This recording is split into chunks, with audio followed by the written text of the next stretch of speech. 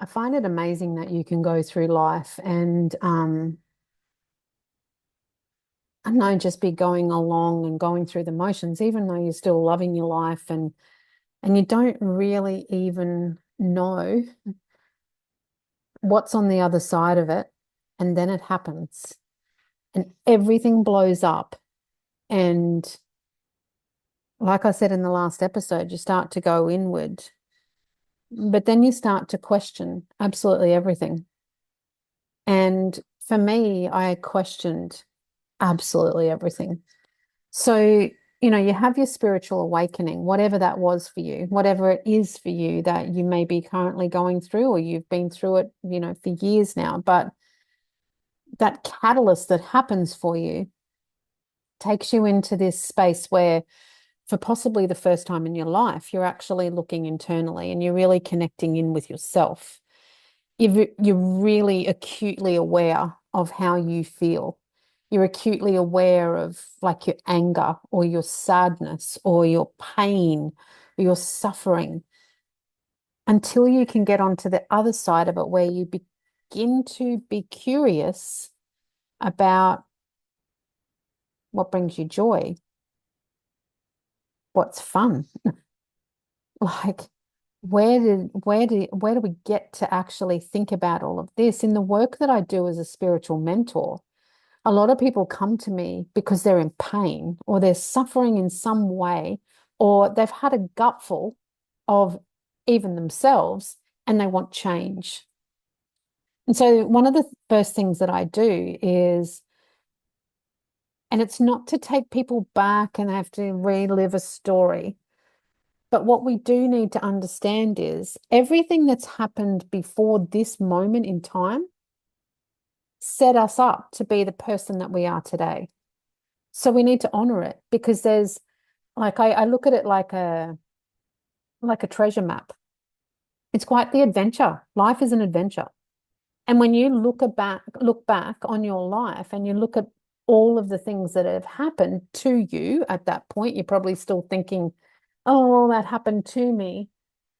We get to put the pieces together and go, hang on a minute. If that didn't happen, I wouldn't have met this person. And then this wouldn't have happened. And it doesn't take away the pain or the grief, but you can actually understand, oh my God, I see why that happened.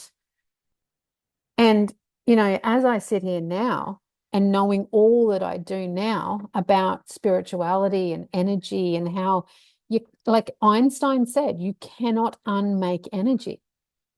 So once something has been alive, it is constantly alive. We just change form.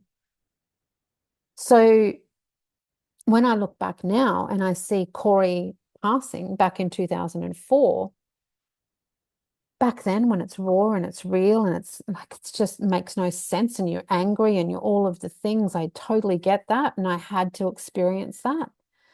But now I look back and I go, that was his gift. It was part of his process of him being here. That was part of him to awaken in me something, in my dad something, in my brother something. All of us were so highly affected by that and by his passing that each one of us did something brave. We did something that like led us onto something really good in our life. So for me, Corey's death, I can't speak for everybody else, and I would never even attempt to do that. But for me, Corey's death awakened in me, because I was in that amount of pain and it took me inwards. I started to feel into the things that if this is how quick it can happen, what do I want to do? How do I want to live my life? Like, if this what it's for, then what am I here for? And I started to question absolutely everything. And the other thing that I did was I took chances because I thought, oh, well, if I'm going to die, may as well try it. And so I was doing things that I'd put off. I was doing things that I had secretly dreamt about. One of them for me was to start martial arts. I have always been intrigued by martial arts. I love those movies where a woman's been, done something really bad's happened to them, then they go and learn martial arts and then they kick the guy's ass. Like I love all that sort of stuff. And I secretly thought, oh my God, I'd love to do that. I went and did it. And I trained for like 14 years really, really hard, and I absolutely loved it. That's a story for another time. I'm about to go back there tomorrow. I haven't been training for properly for a couple of years now, and I'm about to start again tomorrow. So that's a bit of a cycle that's come around again, and I'm actually really excited for it. So stay tuned for that one. But when you look back upon your life, these gifts that happen for you to change your trajectory, to shift your perspective, to change the way you're thinking, to change the way how you're living, what you're doing. It's a wake up. It's wake up. That's what a spiritual awakening is. It's wake up. So it's in that questioning that you start to learn things about yourself that you didn't know, and you give yourself permission to go and do the things that you really want to do. So if I look back on it now and I think, like at that point in 2004, I I had spent most of it, well, all of my career as a hairdresser working for other people and working hard. Let me tell you, I worked bloody hard and I loved it. I loved every single bit of it.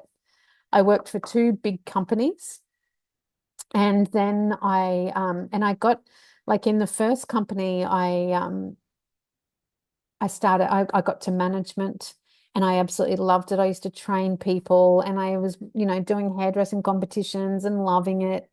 And then the second company, I started as a receptionist. I then went to salon manager. I went to area manager. I got to like look after, in the end, I was the assistant national manager, and we were looking after 63 salons across Australia. The hiring, the firing, the setting up salons, the training, the all of the stuff. And it was damn exciting. And I was working like 7 days a week, like just because I was stoked and giving it absolutely everything. And then, through situations that happened, I chose to leave. And I'm looking back, that was a damn good thing to do. And I went and worked for this little salon and, private owner. And I lasted 10 months there. And it was actually Corey dying that was the catalyst for me finally leaving there because it was so revolting. And that actually opened up me buying my own, like getting my own salon for the first time and going out on my own. And that was a big deal. Like that was a really big deal. I never ever saw that. I never thought that that was actually going to happen, but it did. And it started the process of all of this. So, through bad always comes good every single time, black and white, up and down, in and out. Like there's all those like either ors. As good as something can be, you can equally experience the bad, but as bad as something can be, you can equally experience the good. So it's just starting to, like, when you're having those life experiences and you're seeing this stuff, like, mm, it starts to shape you in a way that you never actually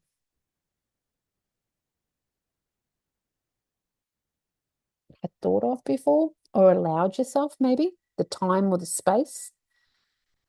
So when I look back at that and I look back at my career and all the work that I did for other people, I was like, seriously, I was like so obsessed with reaching targets, reaching goals, hiring and training people up. And like I was so passionate about all of it. And I loved every minute of it.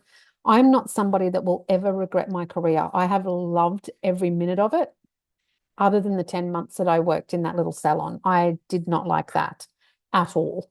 But for me, that was a real, like, that needed to happen also, because if I loved my job, I wouldn't have been looking outside to change it.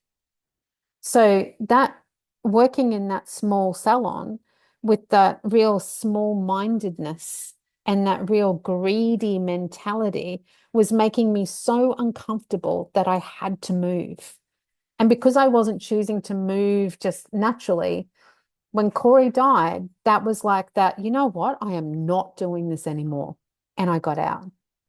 So, things happen for us. The universe will move us if we are not moving. And I'm not saying Corey died so that I left that salon. That's not what I'm saying at all. But when you look back at your life, things finished or completed or closed to make way for new. And sometimes we're put in situations where we're really uncomfortable so that we move. And so that's why, like, working for that person in that small little salon was completely necessary for me, because it was again a such a such a squeeze that I was like, yeah, mate, I'm doing it. I'm going and I'm getting my own business. That is it. I'm not working for anybody else ever again.